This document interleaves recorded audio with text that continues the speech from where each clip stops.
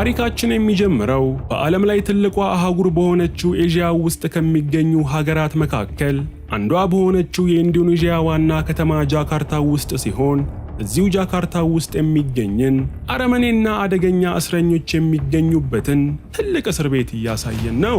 እዚህ እስር ቤት ውስጥ ከሚገኙ አረመኔ ታሳሪዎች መካከል ሊ የተባለው አደገኛ እስረኛ አንድ ክፍሉ ውስጥ ብቻውን ታስሮ የሚገኝ ሲሆን ሊ ጃካርታ ውስጥ የሚፈጸሙ የሕገ ወጥ የሕፃናት ዝውውርን የሚመራ አደገኛ ማፊያ እንደነበር እንረዳለን። አንድ ቀንም የእስር ቤቱ አስተዳዳሪ የሆነው ሰው በፖሊሶች ታጅቦ እስር ቤት ክፍሉ ውስጥ ወደሚገኘው ሊ በመሄድ በሊ ምክንያት የጠፉና የሞቱ ሕፃናትን ፎቶ ወርውሮለት በሱ ምክንያት ስለተጎዱት ልጆች ዘላለም ዓለሙን እስር ቤት እንደሚበሰብስ አስተዳዳሪው ለሊ ቃል ይገባለታል። በዚሁ ቅጽበት ግን የእስር ቤቱን ወለል እየወለወለ የነበረ አንድ ታሳሪ ከሚወለውልበት መዘፍዘፊያ ውስጥ የደበቀውን ጩቤ በማውጣት ከአስተዳዳሪው ጋር ከመጡት ፖሊሶች ውስጥ አንዱን አንገቱን ወቅቶ በመግደል የገደለውን ፖሊስ መሳሪያ ወስዶ በአስተዳዳሪውና አስተዳዳሪውን ባጀበው ፖሊስ ላይ የተኩስ ርምታ ይከፍትባቸዋል። በተኩስ ልውውጥም ፖሊሱና መሳሪያ የተኮሰው እስረኛ እርስ በራስ ተተኳኩሰው ሲሞቱ የእስር ቤቱ አስተዳዳሪ ደግሞ ክፉኛ ቆስሎ በመንፏቀቅ ላይ ሳለ ማፊያው ሊ አስተዳዳሪው ከፍቶት ያልዘጋውን የእስር ቤቱን በር ከፍቶ በመውጣት አስተዳዳሪው አፍ ውስጥ እጁን ከቶ መንጋ ጭላውን በማላቀቅ አሰቃቂ አገዳደል ይገለዋል። ከዚህም ቀጥሎ ሊ አብረውት እስር ቤት ውስጥ የነበሩትን እስረኞች በሙሉ በመልቀቅ የፖሊሶቹን መሳሪያ አስታጥቋቸው ሲያበቃ ከፊት እየሄዱ ያገኙትን ፖሊሶች እንዲፈጇቸው ያዛቸዋል። እስረኞቹም መሳሪያቸውን ይዘው መውጣት ከመጀመራቸው የእስር ቤቱ ኮሪደር ላይ በርካታ ፖሊሶች ጠመንጃ አቀባብለው እየጠበቋቸው እንደሆነ ሲያዩ ጊዜ በሁለቱ ወገኖች መካከል ጥይት መዝነብ ይጀምርና ከትንሽ ደቂቃ በኋላ እስረኞቹ ሙሉ በሙሉ ሲሞቱ አብዛኞቹም ፖሊሶች በሞት አፋፍ ላይ ቆመው በማቃተት ላይ ሳሉ ሊ በሕይወት የተረፉትን ፖሊሶች በሙሉ በመግደል ከነበረበት ዘብጥያ ያመልጣል። እሺ ሰዎች፣ የምንሰራው ስራ የሚመቻችሁ ከሆነና በምላሹ ደግሞ እናንተኛም በትንሹ ማገዝ ከፈለጋችሁ ቻናላችንን ሰብስክራይብ፣ ይህን ቪዲዮ ደግሞ ላይክ አድርጉት። ሊ ከእስር ቤት ከማምለጡ የተወሰነ ሳምንት ቀደም ብሎም በአንድ የባህር ዳርቻ ስፍራ አሳ በማጥመድ ሕይወቱን የሚገፋ ሮሚ የተባለ ሰው በጠዋት አሳ ለማጥመድ ወደ ጀልባው ሲገሰግስ ባህሩ ዳርቻ ላይ አንድ ሰው አሸዋ ላይ ተዘርሮ ይመለከታል። ታሪካችንም በድጋሚ 2 ወራትን ወደፊት በመውሰድ ከጃካርታ ወጣ ብሎ በሚገኘው ጀነራል ሆስፒታል ውስጥ የምትሰራ አይላን የተባለች የደስ ያላት ልጅ ከ2 ወራት በፊት በአሳ አጥማጁ ሮሚ አማካኝነት ተገኝቶ የመጣውን ታካሚ ሰው እየተንከባከበችው ሲሆን ነገር ግን ታካሚው ምንም አይነት ጠያቂ ዘመድ የሌለው በመሆኑ አይላን ታካሚው ሰው አንጀቷን በልቷት ሁል ጊዜ ክፍሉ ተኝታ እንደምታድር እናያለን። አንድ ቀን አይላን ታካሚው ክፍል ተኝታ ሳለ ለ2 ወራት ያህል በኮማው ውስጥ የቆየው ታካሚ ድንገት ካልጋው ላይ በመነሳት ዙሪያውን ካየ በኋላ ካልጋው ለመውረድ ቢሞክርም አቅም አንሶት ወለል ላይ በመውደቁ አይላንን ከእንቅልፏ ይቀሰቅሳታል።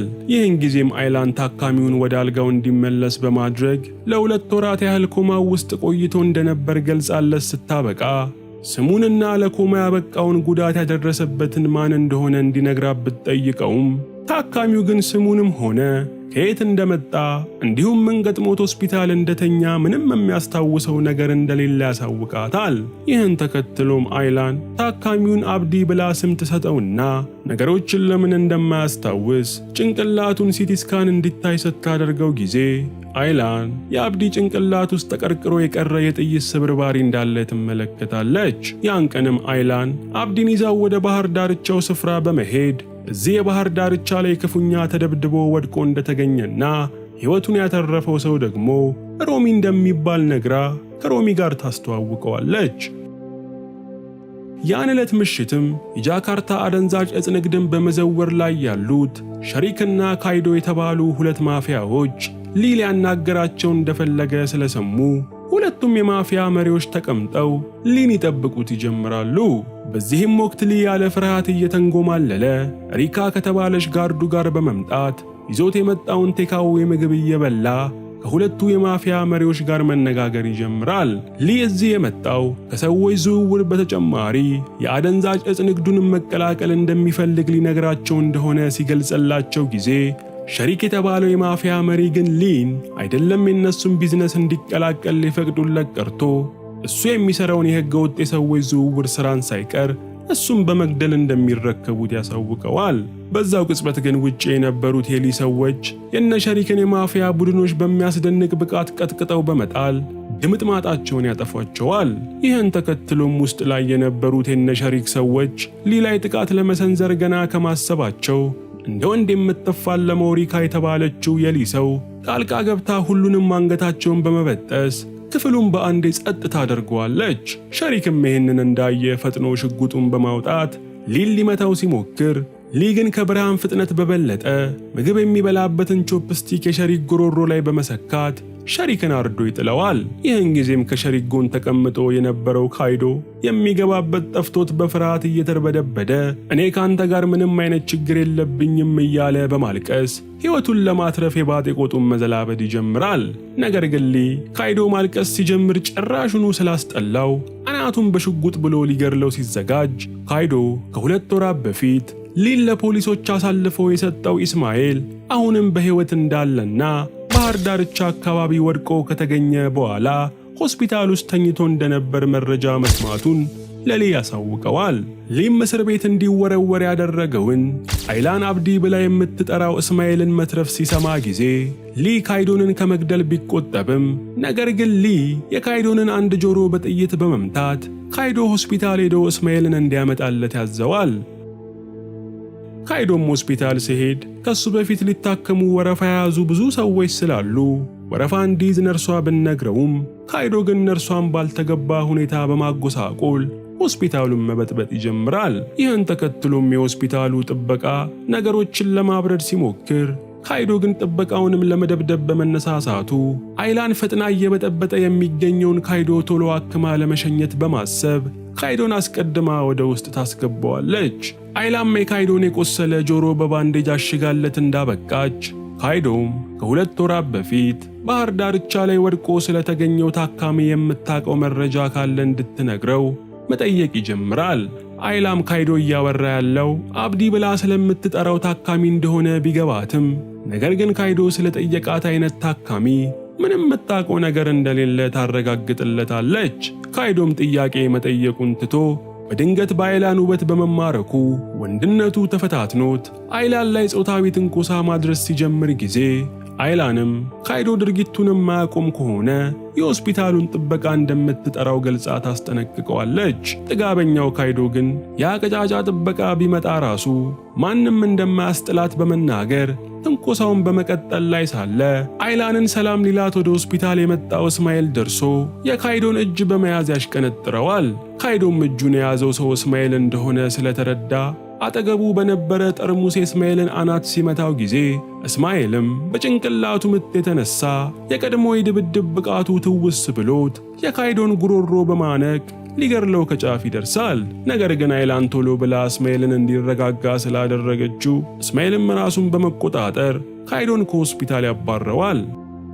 ያን ምሽትም አይላን እስማኤልን ቅድም ሆስፒታል ውስጥ ለሰከንዶች ያህል ተቀይሮ ሌላ ሰው እንደሆነባት ነግራው ስታበቃ ጭንቅላቱ ውስጥ ያለውን የጥይት ስብርባሪ ጃካርታ ወደሚገኘው ሆስፒታል ሄዶ በቀዶ ጥገና ካላስወጣው ኃይለኛ ችግር እንደሚፈጠርበት ነግራው እስማኤልም ወደ ጃካርታ ለመሄድ ይስማማል። በቀጣዩም ቀን እስማኤልና አይላን ባስ ስቴሽን ጋር ቁጭ ብለው ሳለ ሊ ያሰማራቸው ሰዎች በመኪና መጥተው እስማኤልን ሊይዙት ሲሉ በሊ ሰዎች መኪናና በእነ እስማኤል መካከል አንድ መኪና መጥቶ ቆሞ የሊ ሰዎችን እይታ ይጋርዳቸዋል። ከሰከንዳት በኋላም መኪናው ዘወር እንዳለ የሊ ሰዎች ባሱ ሲንቀሳቀስ በማየታቸው የሊ ሰዎችም እነ እስማኤልን ባስ ውስጥ ገብተዋል ብለው አስበው ባሱን መከተል ይጀምራሉ። ነገር ግን ባስ ውስጥ የነበረችው ወደ ሌላ ስፍራ የምትሄደው አይላን ብቻ ስትሆን እስማኤል ደግሞ ከሮሚ ጋር በመሆን በሞተር ሳይክል ወደ ጃካርታ መጓዝ ይጀምራል። ብዙም ሳይቆይ ግን የሊ ሰዎች አይላን ተሳፍራበት ከነበረው ባስ ፊት ለፊት መኪናቸውን በማቆም የባሱን ሹፌር በጥይት ገድለው ሲያበቁ መሳሪያቸውን እንደያዙ ወደ ውስጥ ገብተው እስማኤልን ከወንበሩ ላይ እንዲነሳ ቀጭን ትዕዛዝ ይሰጣሉ። ነገር ግን ባስ ውስጥ እስማኤል አለመኖሩን ሲያስተውሉ ጊዜ የሊ ሰዎች መልካቸውን ያዩአቸውን ሰዎች ለምስክርነት እንዳይተርፉ በማሰብ በሁሉም ላይ የጥይት ናዳ አውርደው አብዛኞቹን ሲፈጇቸው ባስ ውስጥ ከነበሩት ውስጥ አይላንና አንዲት ትንሽዬ ልጅ ብቻ በሕይወት ይተርፋሉ። ከሊም ሰዎች ውስጥ አንደኛው አይላንን እንዳያት ካይዶ የእስማኤልን ሕይወት ያተረፈችለት ዶክተር እሷ እንደሆነች ነግሯቸው ስለነበር ሰዎቹ አይላንን በመጠፍጠፍ እስማኤል የት አባቱ እንደሚገኝ እንድትነግራቸው ይጠይቋታል። አይላን ግን ስለሚያወሩት ነገር ምንም የምታውቀው ነገር እንደሌለ ብትገልጽላቸውም የሊ ሰዎች ግን አይላንንና በሕይወት የተረፈችውን ትንሽዬ ልጅ አግተው በመያዝ ይዘዋቸው ይሄዳሉ። እስማኤልም በበኩሉ ሀገር ሰላም ብሎ ከሮሚ ጋር በሞተር ሳይክል በመሄድ ላይ ሳለ አይላን ተሳፍራበት የነበረውን ባስ ቆሞ ይመለከትና ከሞተር ሳይክሉ ወርዶ ወደ ውስጥ ሲገባ ባሱ ውስጥ የነበሩት ሰዎች በሙሉ እንደተረፈረፉ ተመልክቶ በድንጋጤ እጢው ዱብ ይላል። እስማኤልም ቀጥሎ የሞቱትን ሰዎች አስክሬን እያገላበጠ አይላንን ቢፈልጋትም አይላን ግን ከሞቱት ሰዎች መካከል አለመኖሯን ተመልክቶ እስማኤል ትንሽም ቢሆን እፎይ ይላል። ነገር ግን እፎይታው ብዙም ሳይቆይ መረጃ ለማጥፋት የተላኩ የሊ ሰዎች ወደ ባሱ በመምጣታቸው አንደኛው የሊ ሰው ቆንጨራውን እንደያዘ ሮጦ እስማኤል ላይ ጥቃት መሰንዘር ሲጀምር እስማኤልም በዚህ በጭንቀት ሰዓት ድሮ የነበረው የፍልሚያ ችሎታ ተመልሶለት ጥቃት ሰንዛሪውን ማፊያ እጁን ሰብሮ ይጥለዋል። ነገር ግን ሁለተኛው ማፊያ ደርሶ እስማኤልን መጥቶት በመዘረር ላዩ ላይ ጋዝ አርከፍክፎ ባሱ ውስጥ ካለው አስክሬን ጋር አብሮት ሊያቃጥለው ሲል እስማኤል የሞት ሞቱን ከሁለተኛው ማፊያ ጋር በመፋለም እግሩን ክፉኛ ሰብሮት የለኮሰውን ላይተር ያጠፋዋል። ሆኖም ግን ሌላ ሶስተኛ ማፊያ የተለኮሰ ችቦ ይዞ በጋዝ የራሰው መኪና ላይ በመወርወር መኪናውን እስማኤል ላይ ሲዘጋበት ጊዜ እስማኤልም የሞት ሞቱን ከመኪናው በመውጣት በእሳት የተያዘ ልብሱን አውልቆ ይጥለዋል። እሳቱን ያነደደው ማፊያም የእስማኤልን በሕይወት መትረፍ አይቶ በሽጉጥ ሊገርለው ሲዘጋጅ ከእስማኤል ጋር የነበረው ሮሚ ጣልቃ ገብቶ ተኳሹን ቢገርለውም ነገር ግን በሂደቱ ሮሚ በጥይት ተመትቶ ሕይወቱ እስማኤል እጅ ላይ ያልፋል። እስማኤልም ሕይወቱን ባተረፈለት ሮሚ ሞት ልቡ ተሰብሮ እያለቀሰ ሳለ ፖሊሶች አካባቢው ላይ ደርሰው እስማኤልን በሰደፍ ፊቱ ላይ ብለው በመጣል በቁጥጥር ስር ያውሉታል። በሌላም በኩል ካይዶ ከሊ ሰዎች ጋር በመሆን የታገቱትን አይላንንና ትንሿን ልጅ ይዘው ሊ ቤት እንደደረሱ ካይዶ ትንሿ ልጅ ምንም ስለማትጠቅማቸው አሁኑኑ እንዲለቋት እንደ አለቃ ትዕዛዝ መስጠት በመጀመሩ የሊ ሰዎች በካይዶ የበላይ ልሁን ማለት ተናደው ጥይት አርከፍክፈውበት ይገርሉታል። ታባቱ። ከዚህም በኋላ የሊ ጋርድ የሆነችው ሪካ አይላንን በጩቤ በማሰቃየት መረጃ ለማውጣት ስትሞክር ቆይታ በመጨረሻም ሪካ አይላን ቦርሳው ውስጥ የያዘችውን የእስማኤልን ሜዲካል ሪፖርት አግኝታ ለአለቃዋ ሊ ትሰጠዋለች። ሊም እስማኤል አሁን ላይ በሕይወት መኖሩን 100% ስላረጋገጠ ሰዎቹን እስማኤልን በሕይወት ወይም ሬሳውን ይዘው እንዲያመጡለት ያሳስባቸዋል። እስማኤልም በበኩሉ በፖሊስ ተይዞ መርማሪው ፊት እንደቀረበ መርማሪ ፖሊሱ እስማኤልን ባስ ላይ የተፈጸመውን ግድያ በሙሉ እርሱ እንደፈጸመው አስቦ ሰዎቹን ለምን እንደገደላቸው ቢጠይቀውም እስማኤል ግን ምንም አይነት ግድያ እንዳልፈጸመ ለፖሊሱ ያስረዳዋል። ፖሊሱ ግን እስማኤል ከዚህ በፊት የነበረበትን የወንጀል ሪከርድ ፋይል በማሳየት ግድያውን የፈጸምከው አለቃህ ሊ አዞ ነው ወይ በማለት ጠይቆት ሊና እስማኤል አንድ ላይ ሆነው የተነሱትን ፎቶ ለእስማኤል ያሳየዋል። እስማኤል ግን በደረሰበት የጭንቅላት ጉዳት ምክንያት ስላለፈው ነገር ምንም እንደማያስታውስ ሲገልጽ ፖሊሱም እሱ ማለት የማፊያው የሊ ቀኝ እጅ እንደሆነ በማስረጃ ያረጋግጥለታል። በዚህ መሃል ግን እስማኤልና መርማሪ ፖሊሱ የነበሩበት ክፍል መብራት በድንገት በመጥፋቱ ምክንያት መርማሪ ፖሊሱ አንዳች ችግር እንደተፈጠረ ጠርጥሮ በመስኮት ሊመለከት ሲል ሊ የላከው ቅጥር ነፍሰ ገዳይ በመስኮቱ በኩል መርማሪ ፖሊሱን በቆንጨራ ቆርጦ ይጥለዋል። ቀጥሎም ቅጥር ነፍሰ ገዳዩ ቆንጨራውን እንደያዘ እጁ በካቴና ታስሮ ወደሚገኘው እስማኤል በመፈንጠር እስማኤልንም ሊከታተፈው ሙከራ ማድረግ ሲጀምር እስማኤልም የነፍስ ነገር ይዞት እጁን በካቴና እንደታሰረ ከባለ ቆንጨራው ጋር ሲፋለም ይቆይና እስማኤል ባለ ቆንጨራውን መንጋጋውን ከጠረጴዛ ጋር አጋጭቶ በመፈልቀቅ ይገርለዋል። ነገር ግን ወዲያውኑ ሌሎች ማፊያዎች መጥተው እስማኤል ወዳለበት ክፍል የእጅ ቦምብ ቢወረውሩም እስማኤል ግን ከእጅ ቦምቡ በተአምር በመትረፍ ሊገርሉት የመጡትን ማፊያዎች በጥይት ቆልቶ ይጨርሳቸዋል። እስማኤልም በካቴና የታሰረው እጁን ከፈታ በኋላ ከፖሊስ ጣቢያ ሊወጣ ሲል ሁለት ሰዎች በር ላይ መሳሪያ ይዘው በመግባት የጥይት ናዳ በእስማኤል አቅጣጫ መተኮስ ስለጀመሩ እስማኤል በየፈርኒቸሩ ስር በመደበቅ በጥይት ከመመታት ያመልጣል። ፈርኒቸር ይከላከላል እንዴ ጥይት?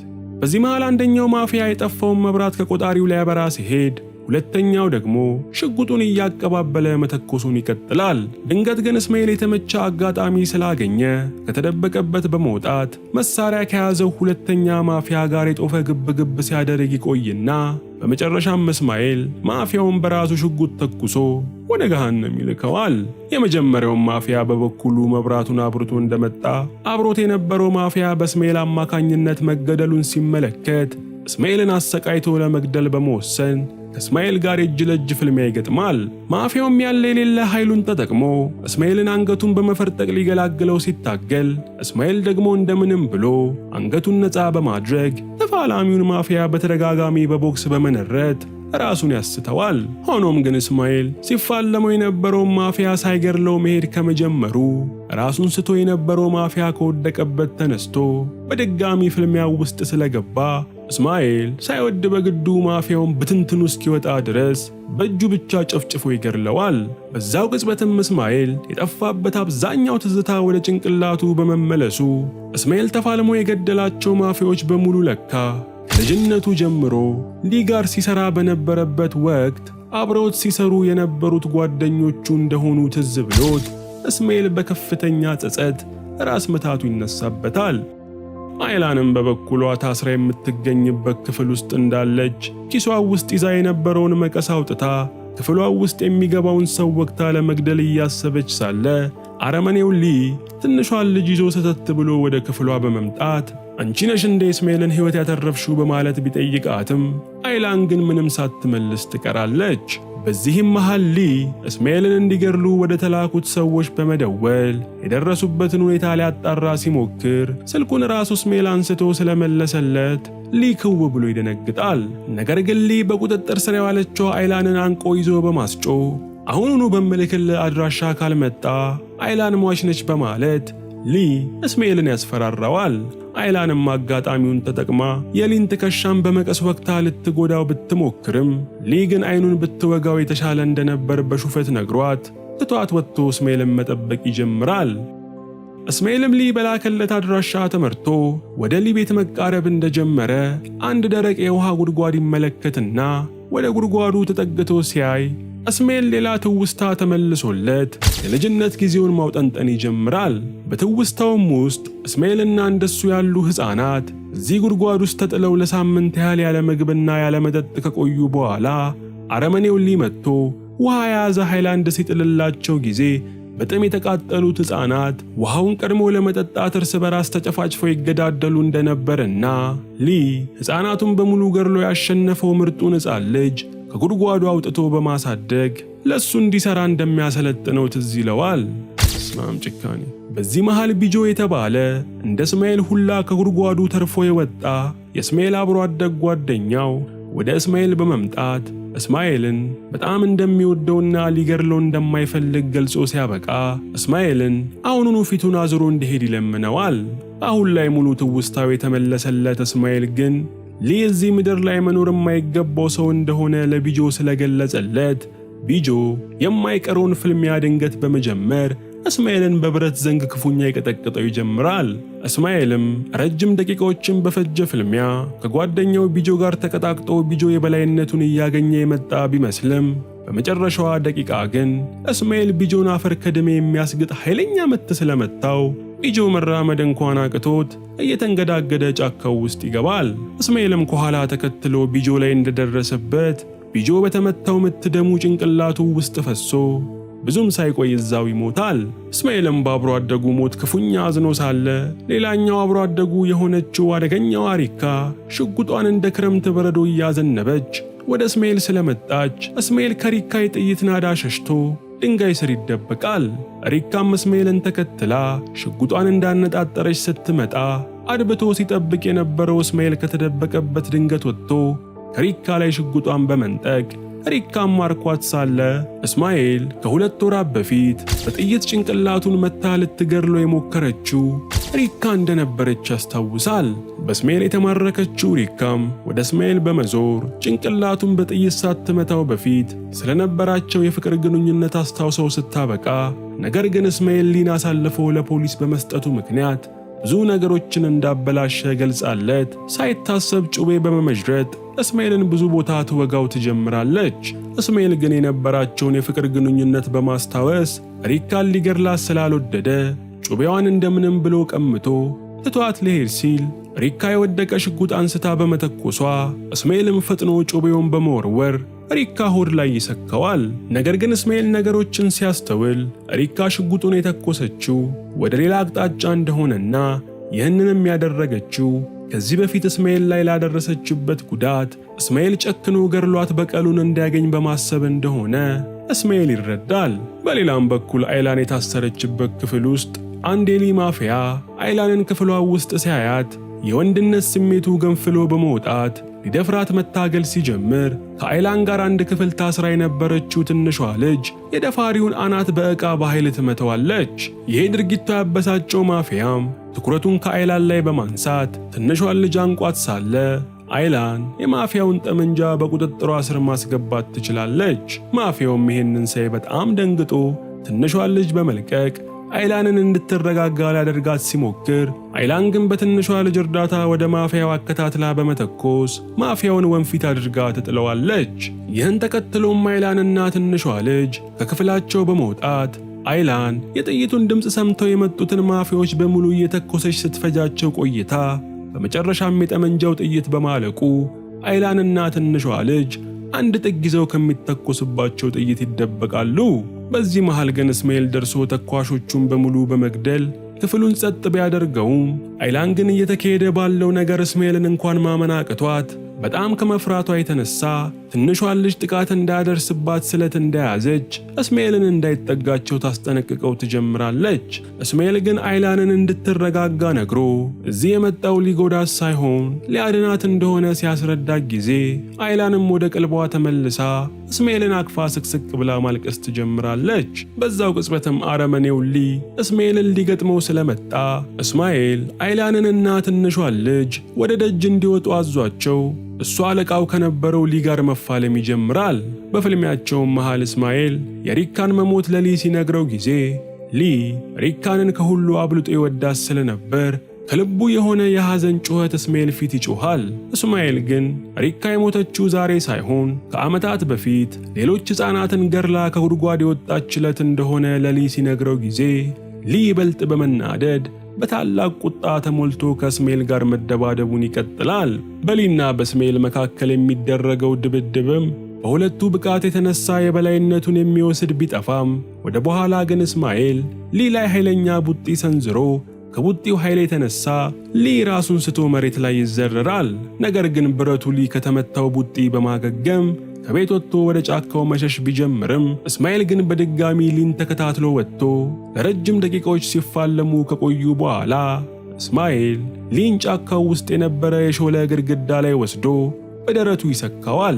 ሊ ግን የሞት አፋፍ ላይ ሆኖ እንኳን ባይበገሬነቱ በመጽናት እስማኤልን የሱ ደረት የተሰካበትን የሾለ ግንድ ላይ አንገቱን ሰክቶ ሊገድለው በመታገል ላይ ሳለ እና አይላን ደርሰው እስማኤልን በመጎተት ከሊ እጅ ያስጥሉታል። ይህን ተከትሎም ሊ ብዙ ደም ፈሶች ጫካው ውስጥ ሲሞት እስማኤል ደግሞ ጉልበቱ ክፉኛ ተዳክሞ ራሱን ይስታል።